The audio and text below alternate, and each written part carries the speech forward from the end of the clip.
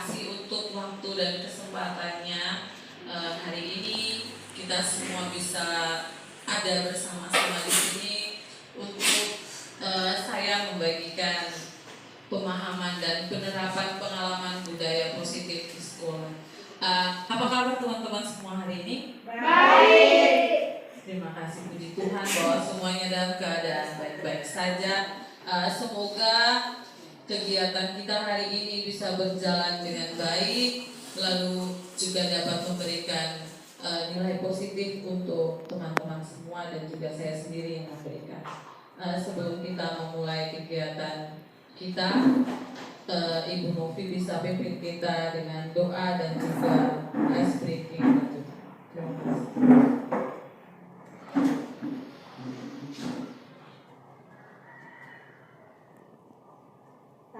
Kita untuk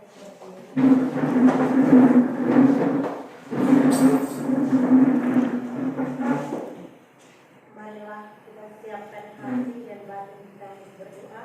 Izinkan saya membawa doa secara katolik. Dalam nama Bapa, Allah Bapa di surga, puji dan syukur kami haturkan kehadirat-Mu atas berkat bimbingan dan penyertaan-Mu sehingga kami dapat berkumpul dalam kehidupan-Mu.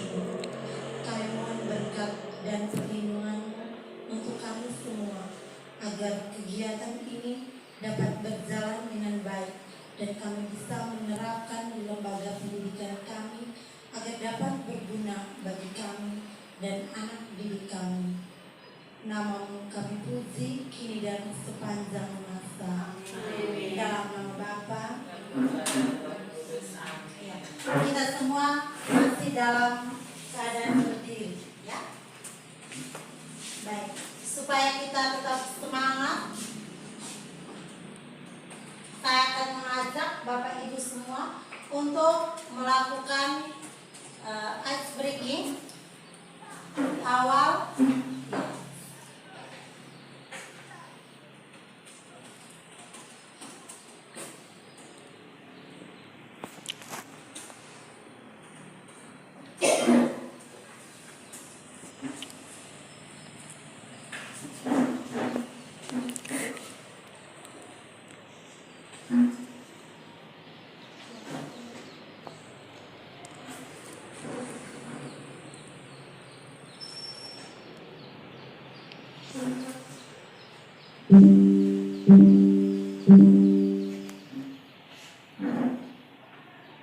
Baik, sambil mengikuti gerakan yang ada di layar.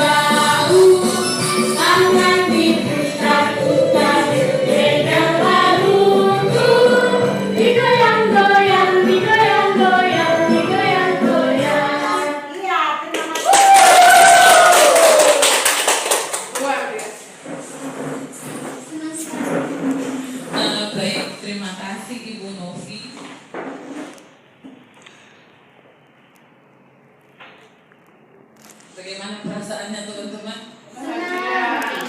Luar biasa.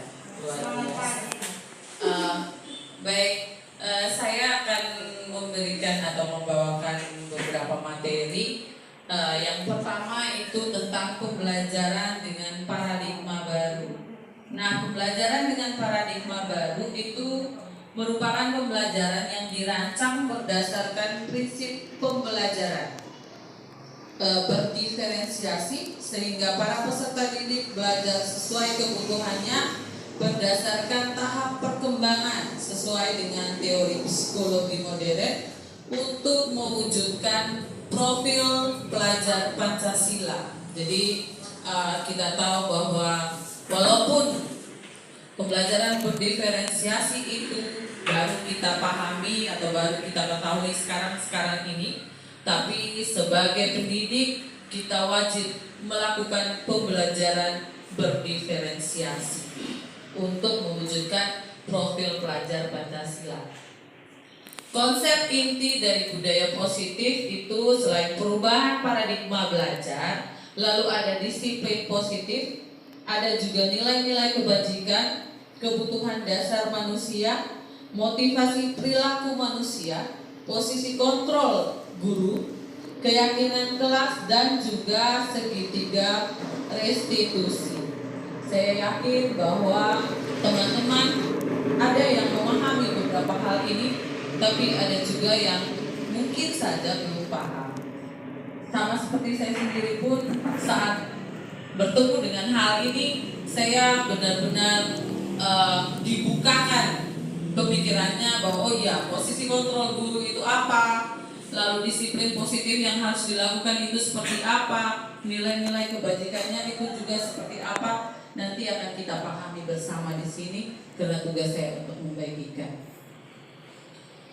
Nah, di sini ada disiplin positif. Disiplin positif menurut Ki Hajar Dewantara menyatakan bahwa untuk mencapai kemerdekaan atau dalam konteks pendidikan kita saat ini, bahwa murid itu harus merdeka. Ya, harus merdeka. Terutama adalah harus ada disiplin yang kuat. Disiplin ini maksudnya disiplin dari diri mereka. Ya, yang memiliki motivasi internal. Artinya itu berasal dari dalam diri, berasal dari kesadaran pribadinya mereka.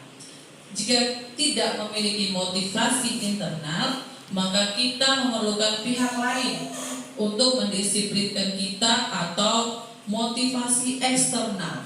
Motivasi dari luar, yang berasal dari luar, bukan hanya dari dalam diri kita. Jadi contoh saja mungkin juga, oh ya, saya melakukan disiplin ini karena aturan seperti ini, atau karena saya punya keyakinan seperti ini, maka saya melakukan disiplin positif itu sendiri. Dengan kata lain, bahwa seseorang yang memiliki disiplin diri itu berarti mereka bisa bertanggung jawab terhadap apa yang dilakukannya, karena mereka mendasarkan tindakan mereka pada nilai-nilai kebajikan universal. Jadi nilai-nilai kebajikan universal nanti akan dijabarkan selanjutnya ini. Nilai kebajikan menurut profil pelajar Pancasila yang pertama beriman, bertakwa kepada Tuhan Yang Maha Esa dan berakhlak mulia, lalu mandiri, bernalar kritis, berkebinekaan global, bergotong royong, dan juga kreatif. Ini adalah nilai-nilai kebajikan yang ditanamkan untuk mewujudkan profil pelajar Pancasila. Baik, dari saya mungkin itu, lalu bisa dilanjutkan oleh Ibu Oki untuk motivasi perilaku manusia. Ibu Novi.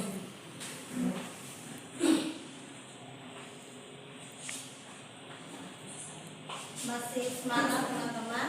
Masih. Ya. Baik, berikutnya tentang motivasi perilaku manusia. Ya. Itu yang pertama, untuk menghindari ketidaknyamanan atau hukuman. Motivasi ini adalah tingkat terendah dari motivasi perilaku manusia.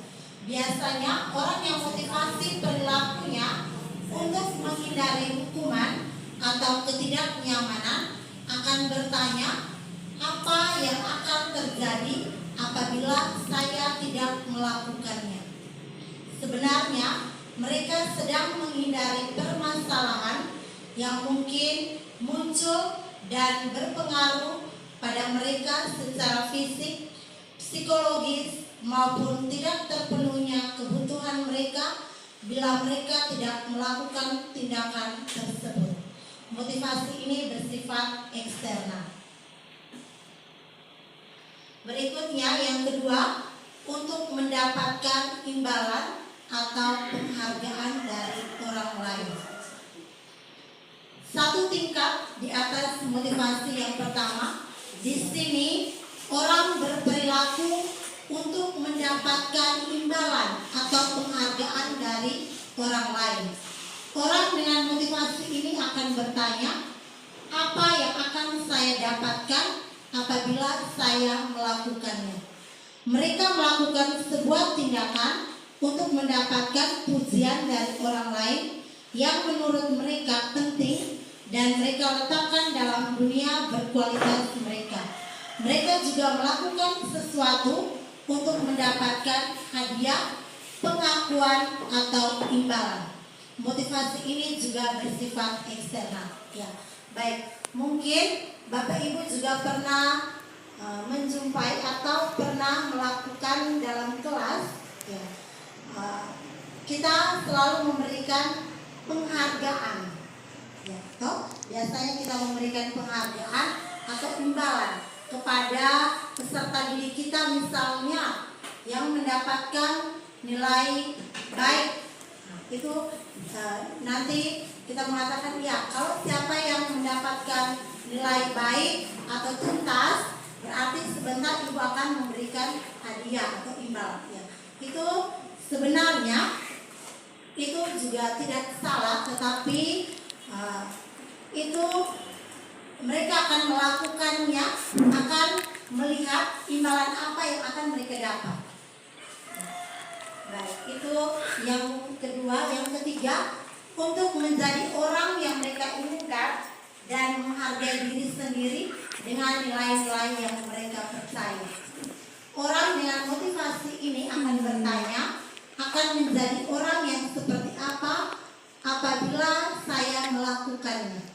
Mereka melakukan sesuatu karena nilai-nilai yang mereka yakini dan hargai, dan mereka melakukannya karena mereka ingin menjadi orang yang melakukan nilai-nilai yang mereka yakini tersebut. Ini adalah motivasi yang akan membuat seseorang memiliki disiplin positif, karena motivasi berperilakunya bersifat internal, artinya dari dalam diri mereka itu sendiri. Ya. Baik, kira-kira menurut Bapak Ibu dari ketiga motivasi perilaku itu, dari yang pertama tadi juga ada motivasi eksternal, yang kedua juga termasuk motivasi eksternal, imbalan dan penghargaan. Yang kedua itu bersifat motivasi internal dan dalam diri sendiri. Kira-kira yang lebih cocok menurut Bapak Ibu itu apa? Apakah kita melakukan, anak-anak melakukan itu hanya untuk mendapatkan penghargaan atau imbalan, atau memang diyakini dari dalam diri mereka sendiri?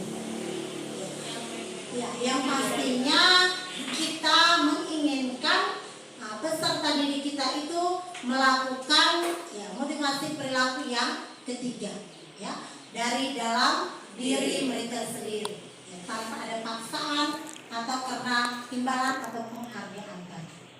Ya. Berikutnya tentang posisi kontrol guru. Ada 5 penerapan posisi kontrol guru. Yang pertama itu guru sebagai penghukum, pembuat rasa bersalah, sebagai teman, sebagai pemantau. Ya. Jadi ada penghukum, pembuat rasa bersalah, teman, dan pemantau. Ya, Bapak perhatikan baik-baik.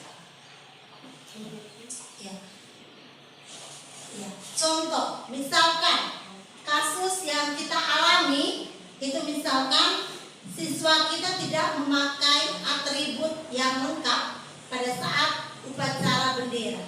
Ya. Contohnya itu ya posisi kontrol. Kalau kita sebagai penghukum biasanya itu kita menyuruh peserta didik kita misalnya hormat di tiang bendera selama 1 jam. Apakah pernah kita melakukan itu? Sebagai penghukum pasti pernah. Sering, ya. Saya sendiri juga pernah dan sering melakukan itu sebagai penghukum. Ya. Yang berikutnya sebagai pembuat rasa bersalah. Dari kasus yang tadi, kita sebagai guru pasti akan bertanya, berapa kali ibu atau bapak harus memberitahu kamu selalu saja mengecewakan ibu atau bapak. Pernah toh? Kita pernah. Ya. Pernah kita sebagai pembuat rasa bersalah. Berikutnya sebagai teman. Contoh, ayo dong ikuti aturan sekolah. Tolong bantu bapak atau ibu sekali ini saja. Ya sudah, tidak apa-apa, lain kali jangan sampai berbuat seperti ini lagi. Ya, pernah, kita juga pernah melakukan. Kita sebagai teman untuk peserta didik kita. Pemantau. Ya, pemantau ini contoh dari kasus tadi, misalnya kamu sudah melanggar peraturan, kamu tahu konsekuensinya. Setelah upacara kamu beli atributnya ke koperasi dan jangan diulangi lagi. Pernah? Pernah. Kita juga sudah berada pada posisi kontrol ini.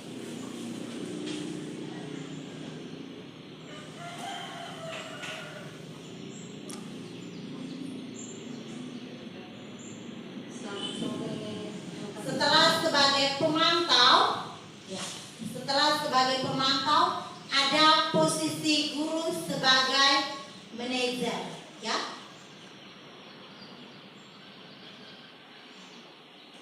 Ya. Manajer itu artinya memberikan motivasi kepada peserta didiknya. Baik, dari 5 posisi kontrol ini sebagai pembuat rasa bersalah, penghukum, harus teman, apalagi pemantau dan manajer. Kira-kira, ya ini ada pertanyaan, kira-kira kita berada pada posisi kontrol yang mana? Semua ya. Kita pernah melakukan kelima posisi kontrol ini.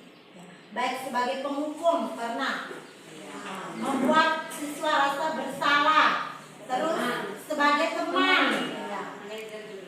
Pemantau juga pernah, manajer. Tetapi di sini saya mengajak ibu guru semua, ya, untuk merubah posisi kontrol kita sebagai guru.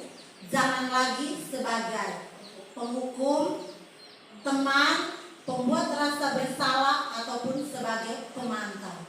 Kita harus menjadikan diri kita sebagai posisi kontrol, sebagai manajer, yang mana kita harus memberikan motivasi kepada peserta didik kita. Ya, berikutnya materi tentang keyakinan kelas yang akan dibawakan oleh Ibu Oki.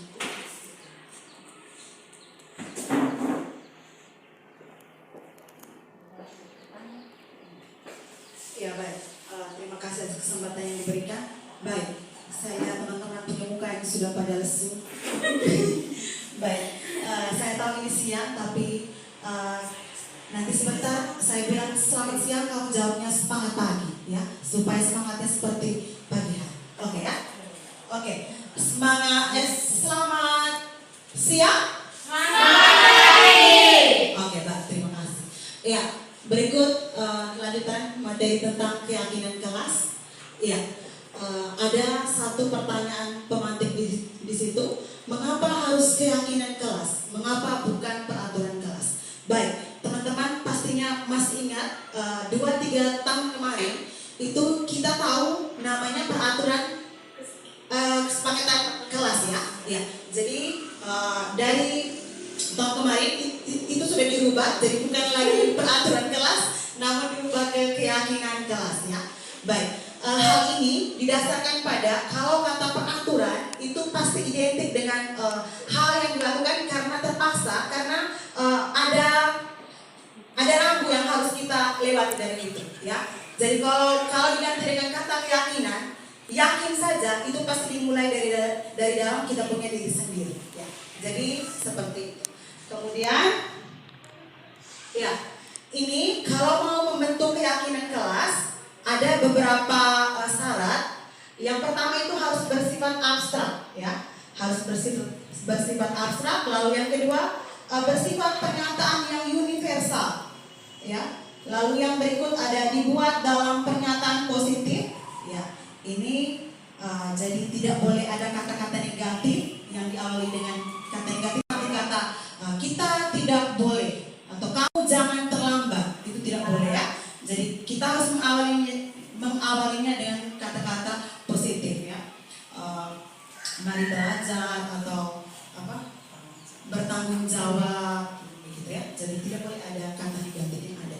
Nah, kemudian sedikit saja agar mudah diingat. Jadi tidak perlu yang panjang-panjang sekali. Setiap hari kita tidak boleh datang terlambat. Nah, itu terlalu panjang ya. Jadi cukup disingkat saja. Datanglah tepat waktu atau disiplin, gitu ya. Itu sudah mencakup. Jadi maksudnya agar supaya anak-anak mudah mengingat. Lalu kemudian sesuai dengan kondisi kelas atau sekolah agar mudah diterapkan. Jadi ini memang kembali lagi disesuaikan dengan keadaan kita di sini ya. Ya. Kemudian yang terakhir, semua warga sekolah atau kelas dilibatkan saat membuat keyakinan kelas. Jadi bukan semata-mata ini gurunya datang lalu bilang mari sudah kita buat keyakinan kelas lalu kita tidak boleh terlambat. Oke, fix dan kita tulis. Bukan seperti itu ya. Jadi ini disepakati bersama. Jadi pendapat itu harusnya digali dari anak-anak kita, kemudian nanti dirangkum lalu kemudian kita bisa jadikan itu menjadi keyakinan kelas bersama. Oke, baik.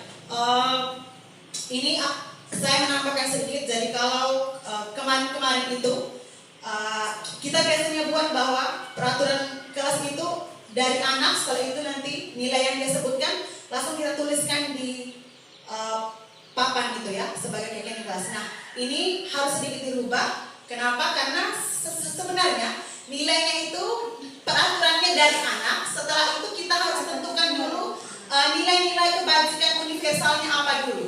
Misalnya, kalau misalnya dia bilang tidak boleh terlambat, nah itu nilai kebajikan universalnya adalah disiplin. Maka keyakinan kelasnya adalah disiplin. Seperti itu ya. Jadi tidak semata-mata dari yang dia sudah pendapat dari dia tadi langsung kita tulis tidak. Jadi dari anak dulu, setelah itu kita rangkum dulu, kita saring dulu yang mana yang benar, lalu kemudian nanti kita sesuaikan dengan nilai kebajikan universalnya apa, lalu itu yang dijadikan keyakinan kelas ya. Oke, sekian. Selanjutnya dilanjutkan oleh Ibu Fianti tentang restitusi, silakan.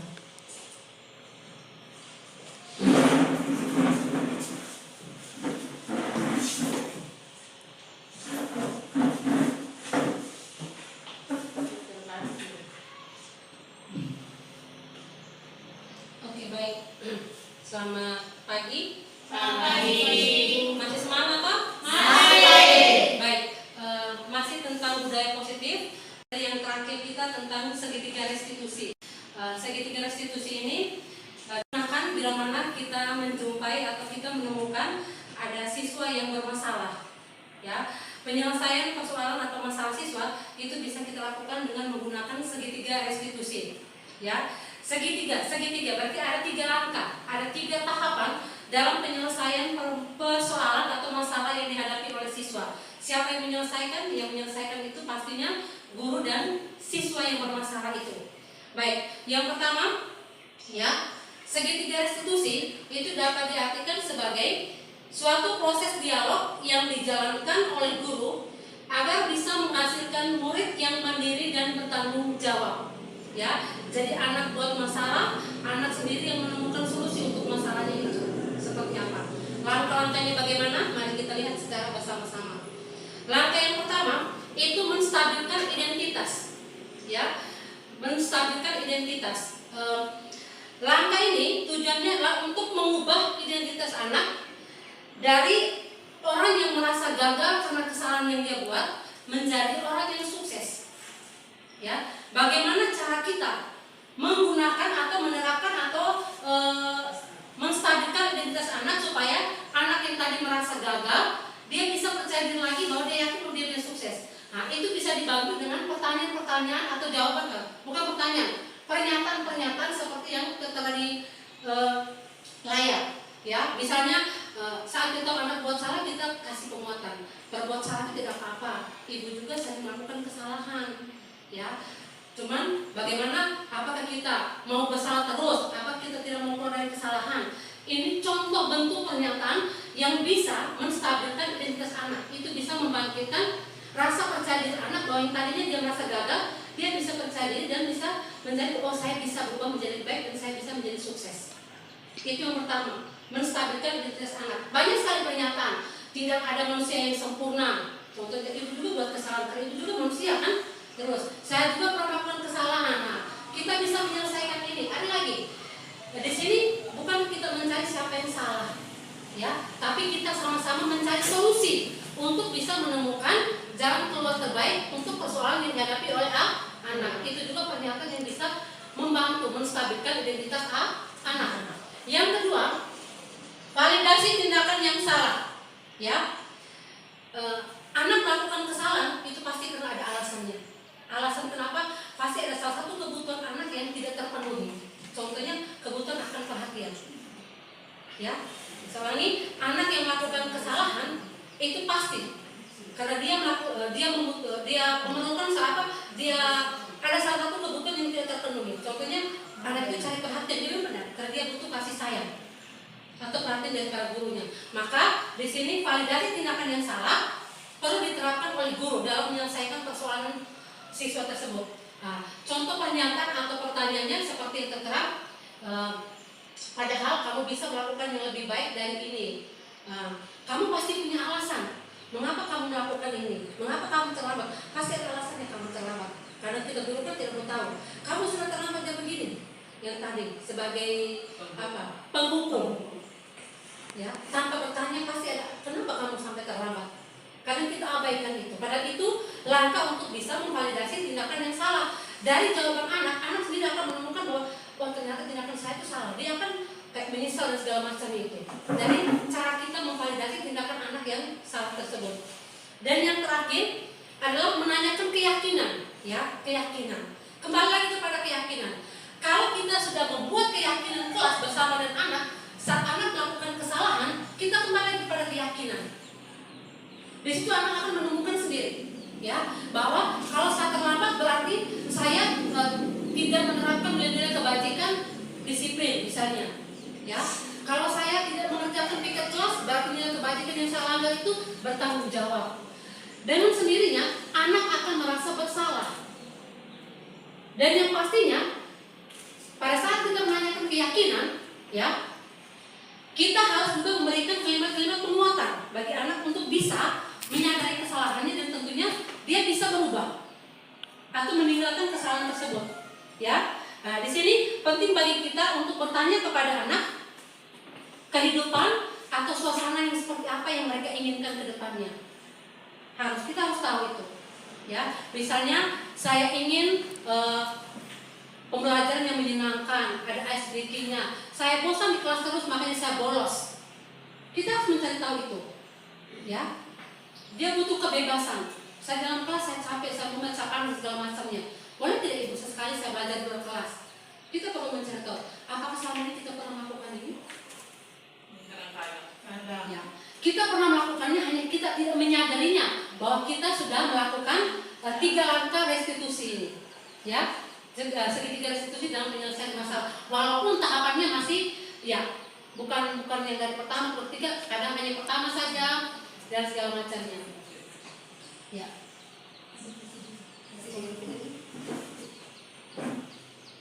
Baik, sekarang kita perhatikan contoh video bagaimana guru menyelesaikan persoalan siswa dengan segitiga restitusi.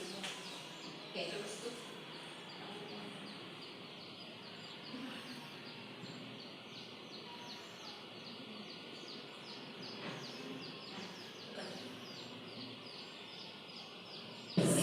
Baik, selamat siang Putri.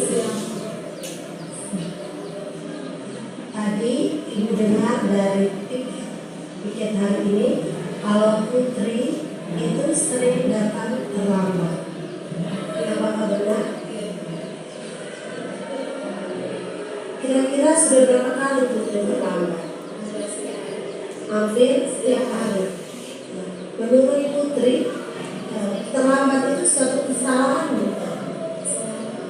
Suatu kesalahan. Ya, baik Putri. Setiap orang pasti memiliki kesalahan. Ibu juga pernah melakukan kesalahan. Tetapi bagaimana kita bisa memperbaiki apa yang sudah kita lakukan? Ya, kita bisa memperbaiki dan mempelajari dari masalah yang ada. Apakah kamu setuju? Baik. Ibu ingin tahu alasannya, kira-kira mengapa Putri sering terlambat?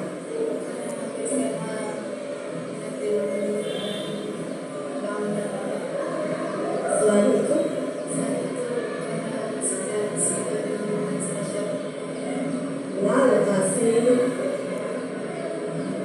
lokasi rumah dan sekolah jaraknya sangat jauh. Kira-kira kamu lihat tidak kesepakatan kelas yang sudah kita buat? Keyakinan kelas yang mana kalau datang terlambat? Menurut disiplin, betul. Disiplin itu penting tidak?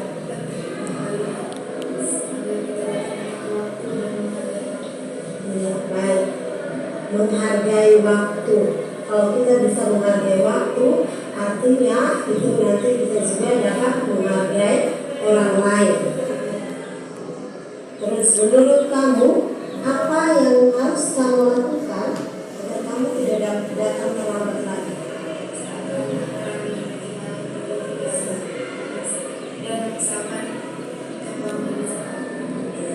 Baik Putri, kamu sudah menemukan solusinya agar kamu tidak datang terlambat lagi. Artinya malam kurangi mete, terus bangun tepat waktu. Bangun tepat waktu. Pagi itu kira-kira kita harus bangun jam berapa agar tidak terlambat ke sekolah. Ya. Nanti Ibu akan bekerja sama dengan orang tua untuk membicarakan hal ini agar dapat mengontrol Putri dan bisa bekerja sama dengan Putri agar Putri tidak terlambat lagi.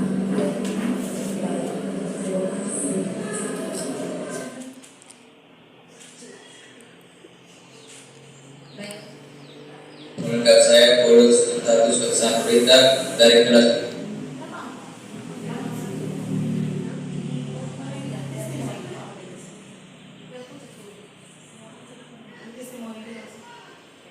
Yang berikutnya kita lihat dulu testimoni dari anak yang bermasalah yang penyelesaiannya dengan menggunakan segitiga restitusi. Perkenalkan, yang melekat saya Lutfi Putri Pramuka, KCE 4B. Terima kasih kepada kelas sudah ajak saya berdiskusi untuk menemukan solusi atas masalah yang saya hadapi. Saya berjanji tidak akan berhenti malam dan mampu lebih cepat agar tidak terlambat ke sekolah. Siap.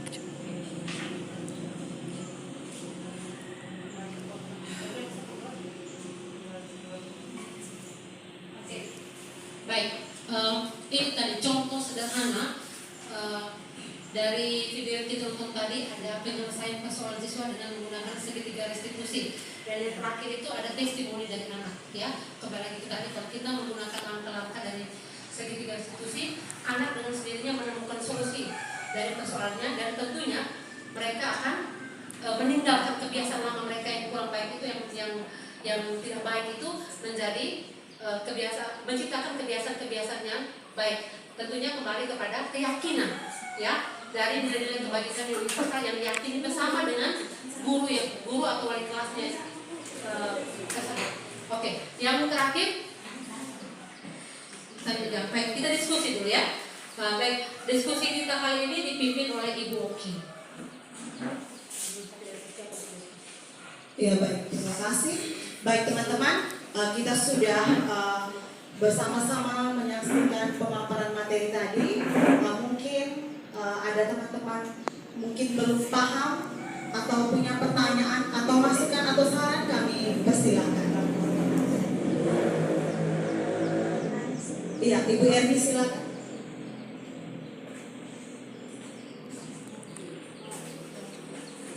Baik, terima kasih untuk kesempatan yang telah diberikan. Di sini saya hanya mau bertanya, bagaimana kita bisa mengetahui bahwa anak itu sudah melakukan budaya positif atau sudah menerapkan budaya positif? Oke, terima kasih. Iya baik, terima kasih. Mungkin saya akan coba menjawab pertanyaan ini, lalu kemudian teman-teman bisa menambahkan. Bagaimana cara kita memastikan bahwa budaya positifnya itu sudah terwujud atau sudah muncul.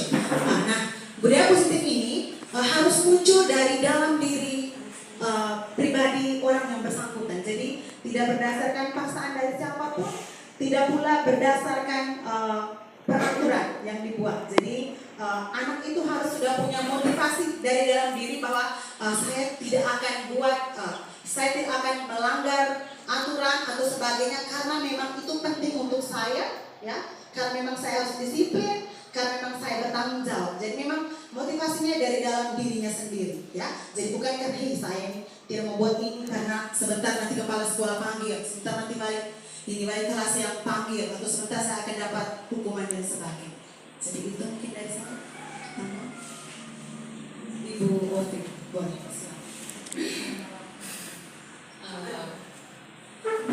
Baik, mungkin saya tambahkan sedikit. Untuk budaya positif itu pastinya selain dari dalam diri orang itu sendiri, tapi juga saat mereka melakukan atau membuat keyakinan kelas, awal mereka membuat kita tidak boleh begini atau kita harus seperti ini, itu semua kan kita lakukan bersama-sama. Artinya bahwa aturan atau keyakinan yang dibuat itu memang berdasarkan keyakinan dari dalam diri mereka dan mereka bisa melakukan itu. Jadi bukan karena terpaksa.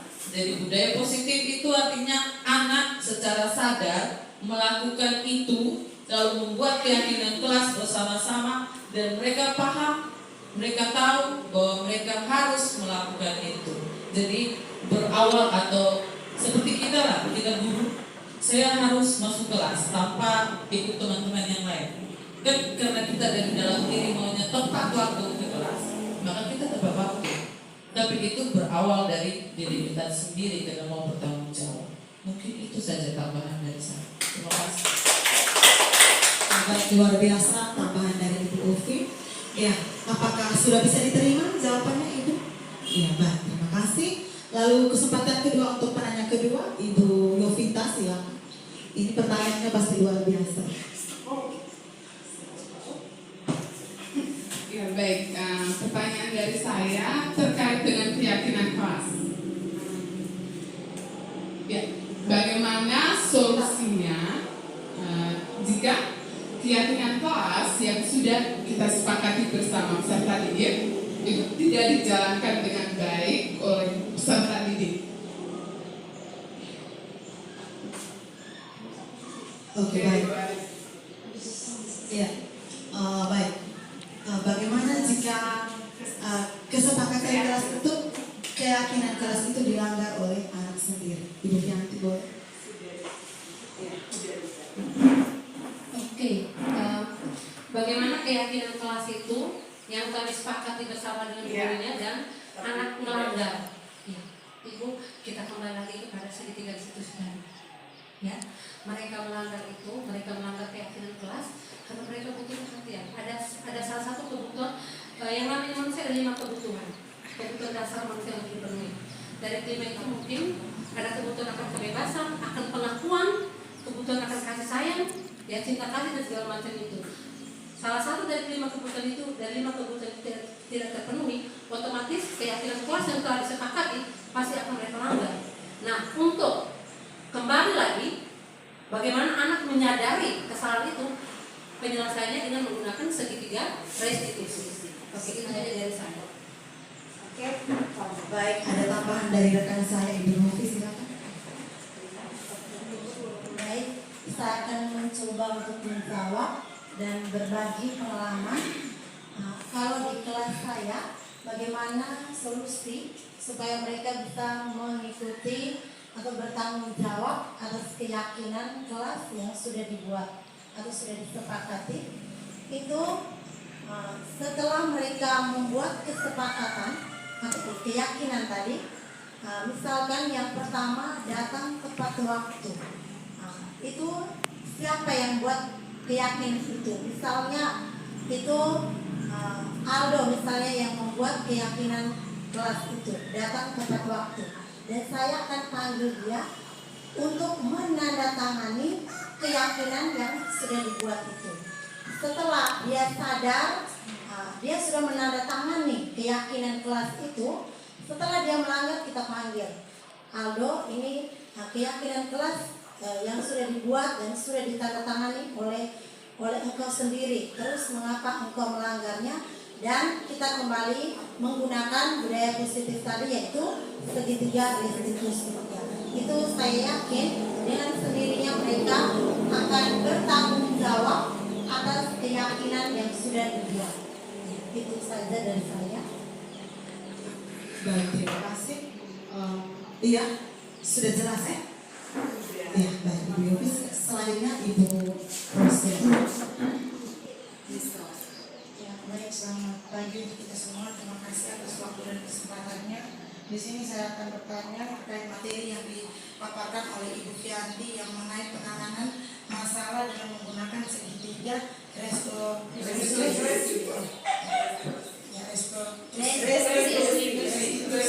Ya, maaf karena di pertama kalinya mendengarkan cara untuk mengatasi setiap masalah yang kita hadapi terhadap siswa.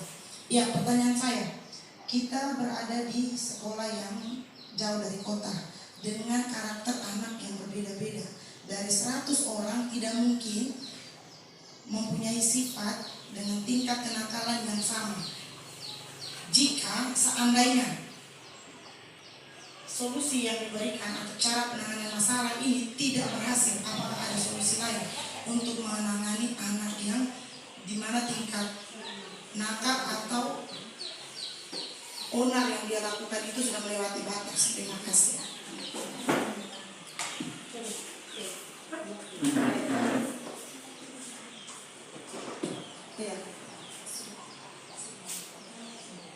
Ya, baik, saya coba menjawab. Baik, yang pertama dianjurkan agar kita melakukan penyelesaian masalah melalui segitiga restitusi. Nah, kenapa sampai diulangi lagi?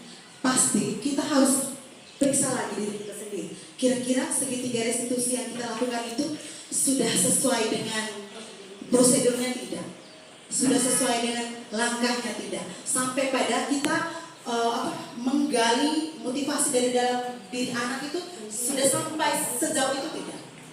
Dan biasanya kalau memang masih terjadi lagi, artinya bahwa segitiga restitusi yang dia lakukan sebelumnya itu tidak tepat. Itu biasanya seperti itu. Maka akhirnya akan menjadi peluang lagi untuk melakukan lagi kesalahan sama itu. Biasanya seperti itu. Ada tambahan? Oke, Ibu Ovi, coba.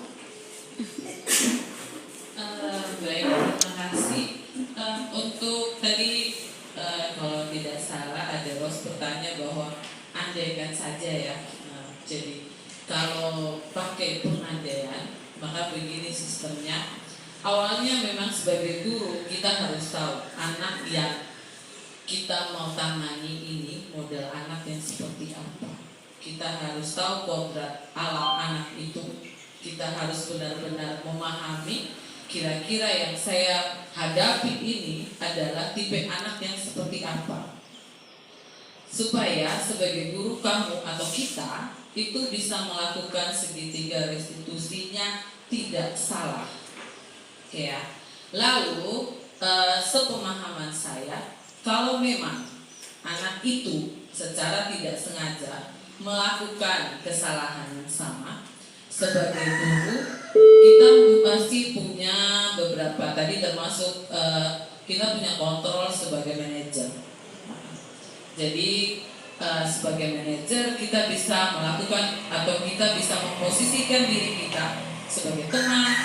Jadi kita bisa secara langsung menanyakan sebagai teman ya. Jadi posisi manajer itu bukan hanya ini posisinya sebagai teman, no. Tapi kita memposisikan diri kita sebagai keseluruhan kontrol guru. Ya. Jadi setahu saya kalau memang, tapi biasanya kalau kita melakukan restitusi yang benar, tidak mungkin anak akan melakukan kesalahan yang sama. Oke ya. Jadi paling tambahannya itu yang pasti sebagai guru kita harus benar-benar memahami anak yang kita tangani. Begitu saja. Terima kasih. Oke, baik, tanggapan yang luar biasa dari Ibu. Bagaimana Miss Rose? Oke, baik, terima kasih sudah diterima. Iya, luar biasa ya siang hari ini, masih terasa semangat baik. Oke, baik. Terima kasih untuk kesempatan yang diberikan. Selamat pagi untuk kita semua. Baik, sebagai seorang guru yang baru, saya ingin bertanya sedikit. Adakah kesulitan ketika ibu mereka mencoba membangun budaya positif di kelas? Karena kita tahu bersama bagaimana watak anak-anak kita di sini. Mungkin dalam pemikiran saya sedikit susah untuk diatur dan susah untuk mendengarkan. Kira-kira jika ada kesulitan, kira-kira apa saja kesulitannya dan bagaimana Bapak Ibu mengatasi kesulitan yang awalnya Bapak Ibu temui di kelas? Terima kasih. Baik, bagaimana mengatasi kesulitan untuk melakukan budaya positif? Ya, Ibu dulu. Baik, terima kasih. Kalau mau dibilang bagaimana cara kita memulai budaya positif, kalau saya pribadi itu selalu saya mulai dari diri saya sendiri. Ya, kalau saya mau sebagai guru itu saya harus menjadi contoh. Maka segala sesuatu yang kita melakukan pasti harus dimulai dari diri kita sendiri. Maka kita bisa menjadi contoh untuk anak-anak. Nah, awal-awal ini contohnya. Awal-awal saya masuk ke kelas KCE yang masih baru itu memang benar-benar susah karena siswa-siswinya itu harus benar-benar dipacu atau harus diajak supaya mereka bisa melakukan sesuatu. Jadi kemarin saya melakukan dengan pembelajaran ini harus menggunakan ice breaking supaya ada antusias dari siswanya itu sendiri. Nah, dengan berjalan itu saya lihat semakin banyak siswa yang antusias kalau mengikuti pembelajaran. Saat saya belum keluar dari kelas pun sudah ada ketua kelas yang datang untuk ibu, ayo masuk kelas kami. Artinya bahwa budaya positif yang saya bangun dari diri saya itu berpengaruh ke siswanya. Dan mereka kalau saya belum masuk berarti mereka senang, harus cari ibunya dulu. Jadi kalau menurut saya budaya positif itu yang pasti pertama harus kita mulai dari diri kita sendiri, lalu baru kita bisa menjadi contoh untuk siswa-siswi. Terima kasih. Ya baik, saya menambahkan sedikit. Jadi selain daripada dari diri sendiri tadi juga budaya positif ini tidak bisa semerta-merta terjadi dalam sehari, tidak bisa. Ya, ini harus melalui pembiasaan yang berkala dan konsisten. Ya, jadi supaya melatih mereka juga secara tidak langsung mereka lihat dan mereka alami lalu mereka bisa terapkan. Ya, Mungkin seperti itu saja. Oke, masih ada? Oke, baik, sudah jelas ya. Baik, terima kasih teman-teman. Kemudian yang berikut kita sebelum mengakhiri kegiatan ini kita refleksi ya tentang kegiatan kita hari ini. Ya, jadi kami punya beberapa pertanyaan pemandu. Ada.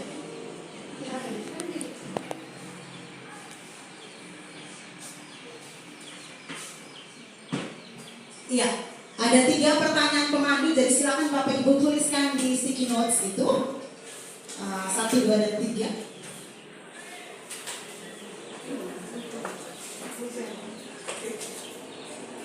Ya. Pertanyaan pertama, perasaan saat ini bagaimana ketika mempelajari materi budaya positif ini ya? Yang kedua, setelah mengikuti materi ini, saya jadi paham bahwa lalu yang terakhir, target saya selanjutnya apa yang akan saya lakukan ke depan?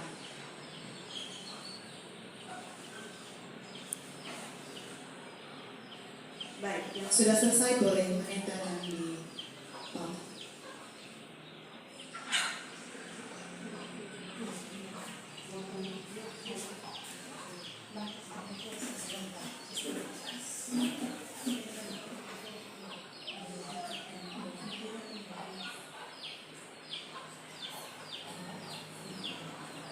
Ya, ada yang mungkin senang, ada yang mungkin masih bingung sekali. Tapi dari pembuka ini saya yakin teman-teman sudah paham. Ya, terlihat dari antusiasme saat diskusi.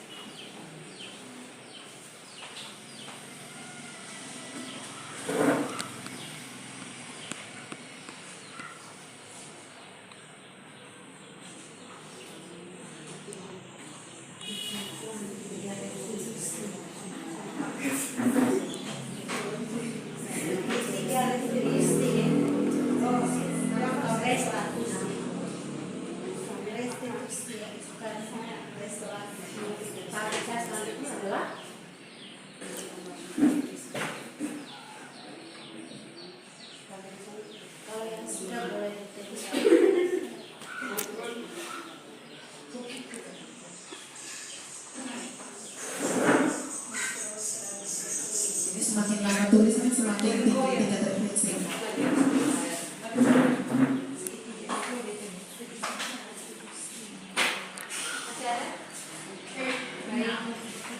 Terima kasih.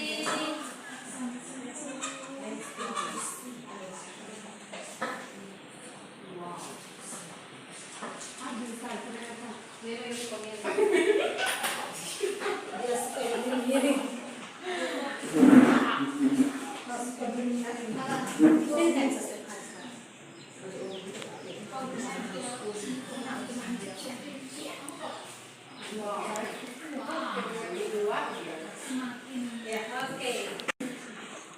Refleksinya.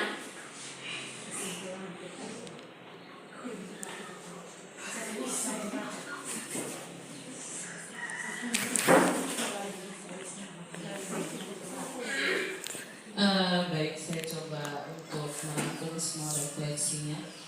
Terima kasih banyak untuk refleksinya teman-teman semua. Perasaannya saya lihat semua di sini senang. Hal positif yang akan memberdayakan budaya positif di sekolah kita. Terima kasih.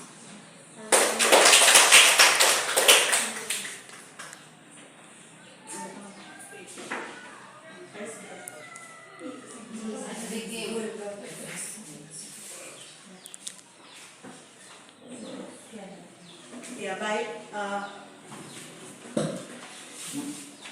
dengan berakhirnya refleksi kita bersama tadi, maka berakhir pula kegiatan kita pada hari ini.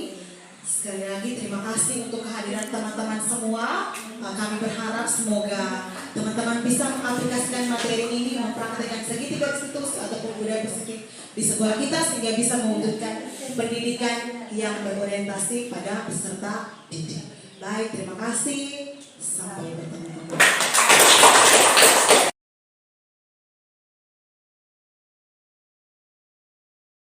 Selamat pagi semuanya. Selamat pagi. Semangat pagi. Pagi, tetap semangat. Luar biasa. Yes. Baik, hari ini Ibu akan mengajak kalian semua untuk melakukan yang namanya atau membuat yang namanya keyakinan kelas. Pernah dengar keyakinan kelas? Belum. Tetapi itu kita sudah lakukan, yaitu yang dulu kita pernah buat yang namanya peraturan atau kesepakatan kelas. Tetapi sekarang sudah disebutkan dengan yang namanya keyakinan kelas. Mengapa harus keyakinan kelas?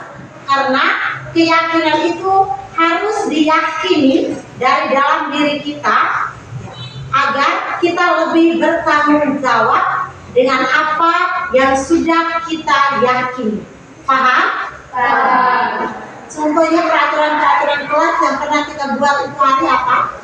Saling menghargai dan menghormati sesama. Ya, saling menghargai dan menghormati. Apalagi? Membuang sampah pada tempatnya. Ya, membuang atau jangan membuang sampah pada tempatnya. Terus apa lagi? Mengumpulkan juga tepat waktu. Berarti berkaitan dengan apa? Disiplin mengumpulkan tugas. Dalam membuat keyakinan kelas tidak menggunakan kata-kata negatif. Seperti dilarang membuang sampah atau jangan membuang sampah. Seharusnya harus menggunakan kalimat-kalimat positif. Membuang sampah pada tempatnya. Paham ini? Paham. Baik, kalau begitu Ibu akan bagi kalian sticky notes dan kalian tuliskan keyakinan apa yang ada dalam diri kalian. Setelah kalian menulis keyakinan itu, sebentar akan ditempelkan, baru kita lihat bersama dan kita yakini bersama. Setelah itu, ya, setelah kita yakini bersama, Ibu akan panggil satu persatu dan ditandatangani keyakinan yang sudah dibuat. Supaya apa? Supaya kalian bertanggung jawab dengan keyakinan-keyakinan yang sudah kalian buat. Mengerti? Mengerti. Bentar ini siapa yang menuliskan dan tanda tangan? Misalnya, Rizal, jangan tidak membuang sampah pada tempatnya. Kalau Ibu lihat Rizal buang sampah, berarti Ibu yang akan panggil.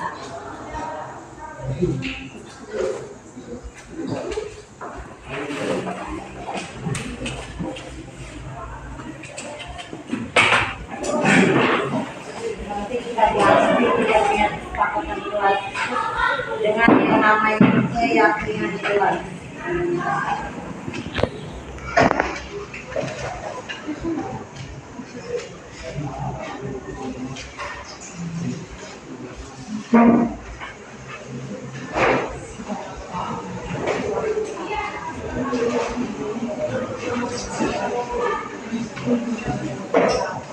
Kalau yang sudah silakan.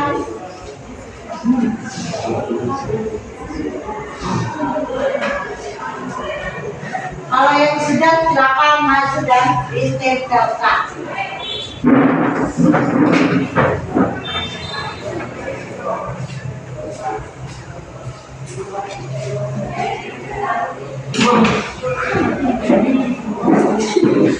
Kalau yang sudah silakan maju dan ditempelkan. Mana?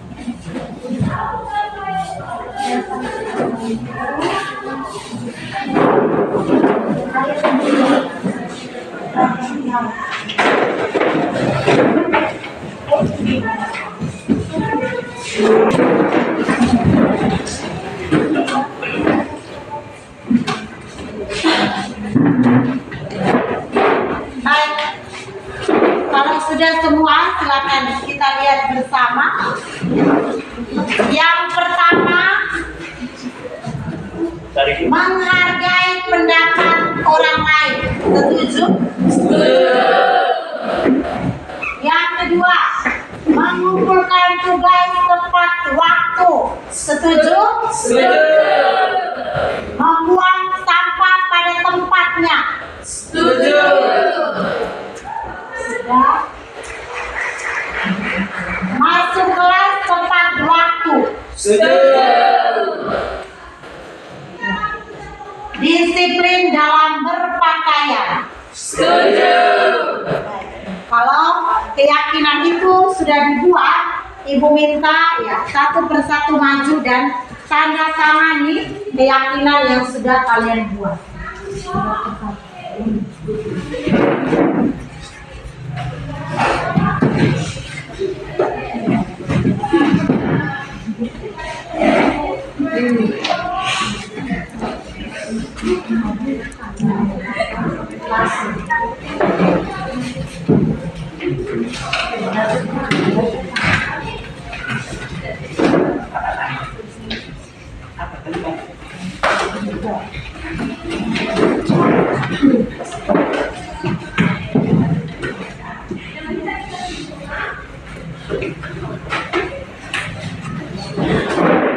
Baik, keyakinan kelas sudah kita buat bersama.